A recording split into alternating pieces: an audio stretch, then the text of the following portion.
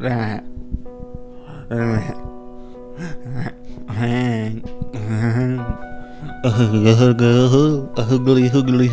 Pink Floyd has been celebrating Dark Side of the Moon's 50th anniversary. It's that one album with the triangle and the white line and the rainbow, and you see it on a bunch of shirts. I remember in middle school I saw someone wearing one of those shirts, and being the snooty ass I was, I went up to them and I said, I think I'm the only person that understands your shirt. I've never listened to the album to this day. That's not important. That's not important. What is important is that this drink tastes awful. Celebrate 50 years of this album existing. There was a little competition, an animation competition. The 50th anniversary release of the iconic album has continued being celebrated as Pink Floyd invented a new generation of animators to enter a competition, curated by this person of that thing, to create music videos for any of the 10 songs on the iconic 1973 album. We're having a music video contest. You can submit an animation for any of the Pink Floyd songs, and there's going to be a winner for each of the songs. For the most part, all of the winners are really creative. Some use stop motion, claymation.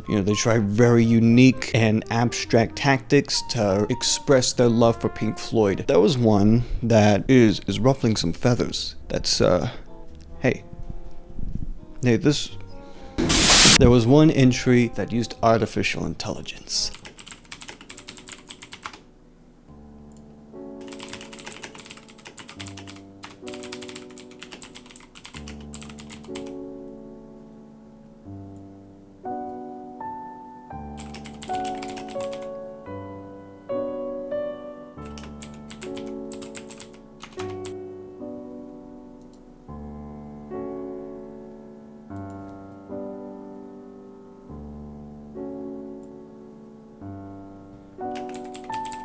There was one entry that used artificial intelligence. There's been a massive controversy over the use of artificial intelligence in art. To put it simply, AI art was first introduced into the public eye. It was kind of just like a silly little thing, like, oh man, ha ha ha. Oh man, they can barely even make hands, ha ha ha. Oh, well, they can make hands now, but they can barely make a perfectly realistic person, ha ha ha. Oh, they can do that now. Well, oh, they can make video now, ha, but ha ha. They typed in Manhattan in the prompt and it only looks like a city, ha ha ha ha. It's improving rapidly, and it hasn't stopped improving rapidly, and that's a concerning thing. Now, I should mention that artificial intelligence in, traditional mediums like film or animation, these have existed before. There have been tools used to help speed up the process of certain animations. But what happens when those tools suddenly just become a big red button labeled create, and you press it, and oh my gosh, I got an animation. I just won the Pink Floyd animation competition. It reminds me of this older art competition where somebody submitted an AI art picture into an art competition and they also won. Why are these things winning? Why are these things winning competitions? Honestly, I don't know what the judges saw on this AI prompt and they said, oh, that one wins. I was actually looking through some of these entries, not just the winners of this competition, which the winners are incredible, and anything I find interesting I'll put in the description so you can go to it, anything I put in this video. I'm not one of those people that think ignorance is bliss towards these sorts of things, but I don't like reciprocating artificial intelligence in any capacity. It doesn't mean that there isn't anything to say about it. There's a lot of AI videos that were actually really similar to that one, where it's just like a constantly moving image, I guess. Which, yeah, I guess that's what video is, but more than anything, these animations just feel like moving images. They're gradually shifting. I guess you could argue there's something abstract about the way these things are presented, but there's nothing that I would consider innovative about these, or inventive, or creative, or anything that replaces the creative importance of art. And when I see these competitions that reward these things, it's like, I wonder if they almost encourage people to use these sort of things. And I looked more into the actual competition information. Animators could enter up to 10 videos, one per song on the album. Winners will be decided by the panel of judges. If you know how to animate, no, you can't animate all 10 of those songs. Even if you wanted to, you can't. You physically cannot, unless there was a big red button labeled create that you pressed and oh my gosh, I got this AI video. But to actually have a meticulous process and to be able to have attention to detail into what you're doing, you only have enough time for one video. So that's what most people did. They just submitted one video. And looking at people who made AI art entries. I actually don't know if they made 10 entries, but if I find any examples, I'll put them up here. Just because these people are able to create animations doesn't necessarily mean they are creative. Creativity is a skill, regardless if you agree with that or not. It's just it actually is like a fact. Art is a lot more than just having a technical prowess or technical ability to create something. There's also the element of being able to present your technical ability in a unique way. I have a few friends that are kind of fear-mongering, whether they know it or not, where they're very convinced that this is the end. AI is the end of art. Everything is going to just be gray sludge from now on. There's nothing good going to happen ever again in art. It's going to be, in 5 years, we're all going to be injected with syringes. There's going to be green goops injected into us by syringes, and we're all going to be zombies, and whoa, that's beautiful. Nothing will be happy anymore, and we should all just die. I don't think that. Because, and actually being able to use that creativity is very important whenever you're in any sort of entertainment medium. Regardless of what you think of any media, like any media company like Disney or Viacom or whatever, they actually like require you to have knowledge on a basic level of certain things that AI just doesn't provide. For example, how many AI artists can tell you what white balance is? Like, there's automatic things on my phone that automatically adjust white balance and the lighting to make it look nice, because I record these on my phone, right? So there's things like that that automatically make me look more presentable in a camera without me having the manual abilities to adjust.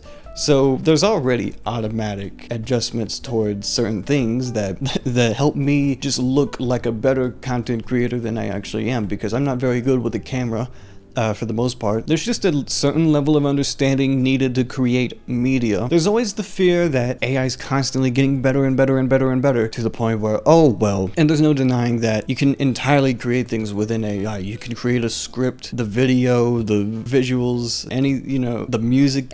Gordon Freeman from Half-Life. Oh, she's cute. Allow me to tell you about a movie called The Incredibles. Yeah, you've heard of The Incredibles, yeah. You remember how the villain of The Incredibles had the idea of giving superpowers to everyone? Consider those superpowers to be artificial intelligence. Now everybody can be an artist. The main villain of The Incredibles syndrome, he wanted to give superpowers to everyone through mechanical machines or whatever, right? Robots and stuff. And he gave exactly one line. And when everyone's super,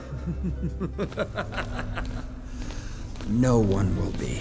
That's kind of what the panic with AI art is that eventually, if everybody can make something that formerly required hundreds and thousands of hours of training and practicing and mastering, now it takes absolutely no work to be creative anymore. What The Incredibles can tell us about not worrying about this, not worrying by defeating the supervillain, okay, is that start from the beginning. Certain people have superpowers, but there's this one villain, he wants everybody to have superpowers, because then once everybody is super, no one will be. Let's consider the superpower in this question to be the technical ability to create art, to have an understanding of anatomy, to be able to make backgrounds, to have color theory, all these sorts of things that create a work of art. Now, there's this little thing on your wrist, and when you press this button, oh my gosh, you can do all those things now.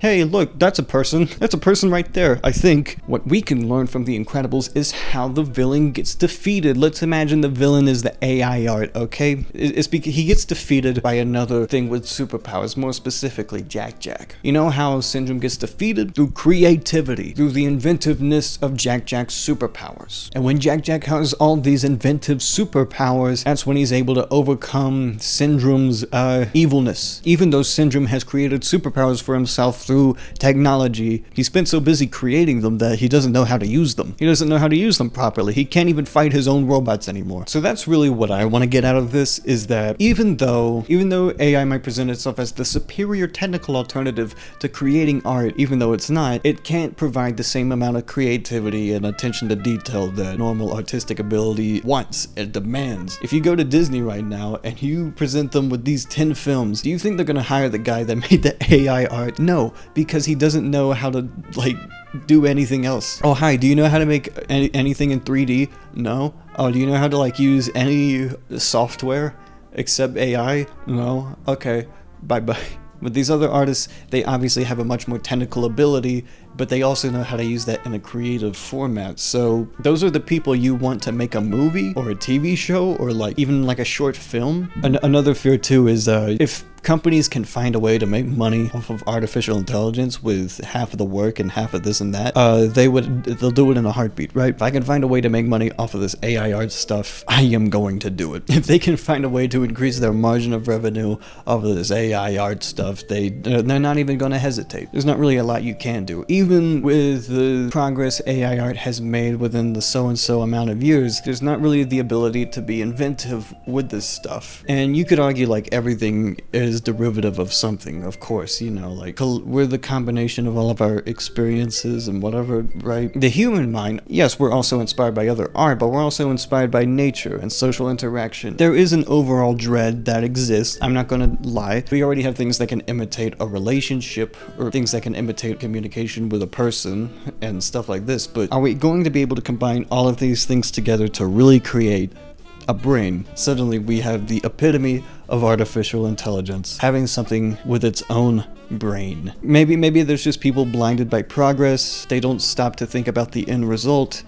I don't know, and it's probably why I have the most hope for actual creativity, is just because as much as I would love to point at things and I go, ooh, Black Mirror moment, I'm looking up the phone and it's a Black Mirror, I just have too much inherent optimism, and maybe that blinds me to an extent. You know what I would rather do? I would rather just ignore the AI art submission and look at all the other 9 submissions too, because those are genuine portrayals of creativity. This is my own interpretation of art. I have it on a spectrum between internal expression and external expression, where internal expression is creating art to express how you feel on the inside, right? You have it as an emotional outlet to express your own emotions, and the further you are on this spectrum, the more abstract you create something. You know, maybe it's just a collage of colors and that's meant to express your mood in a very specific way that only represents you. But on the other side, you have external expression, where you make something to elicit a reaction, where you're not using this to express your own emotions, but you're using it to just generate emotions. And I think on an extreme version of this, you just have people creating stuff just purely to elicit reaction, like someone taping a banana on your wall. Tell me if you've heard this question before.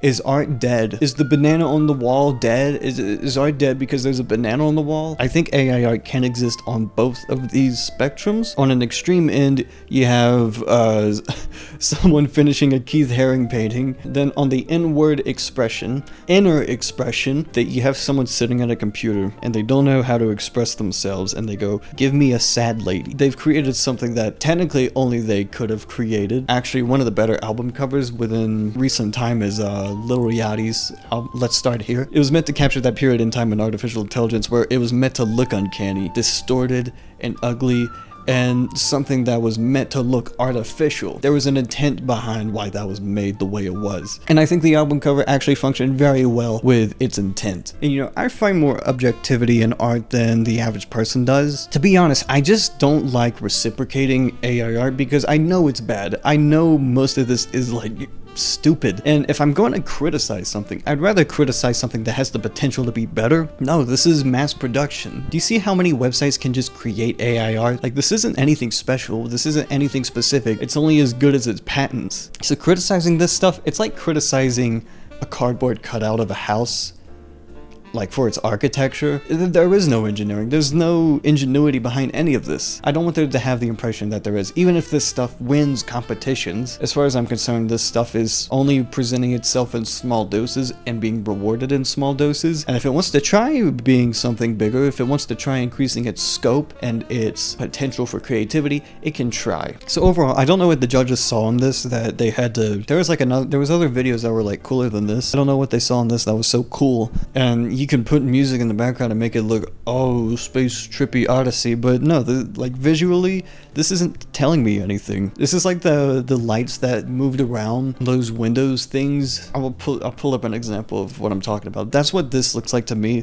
This is just like stimulation. What does this portray? What emotion is this conveying? What expression is this? You put music in the background, but you know that music was meticulously crafted to have a certain aura to it, to have a certain mood to it, to emulate sci-fi or space even. I'm assuming. I guess it looks spacey, and I just don't think it's trying to say anything. I think it's super face value, and maybe it's on the spectrum of eliciting reaction because I'm making a video about it. Other than that, I don't want to give this any more of my time. I don't think AI is the beginning of the end. I don't think we're gonna be sitting in VR headsets and having stuff injected into us. For the most part, yeah, this is pretty depressing to look at. If this is depressing to look at, I would rather create something that sparks spirit. Getting a robot to emulate expression, I mean, you can do that. You can try doing that, but then what's the point? That's really my question with this AI art stuff, is what's the point?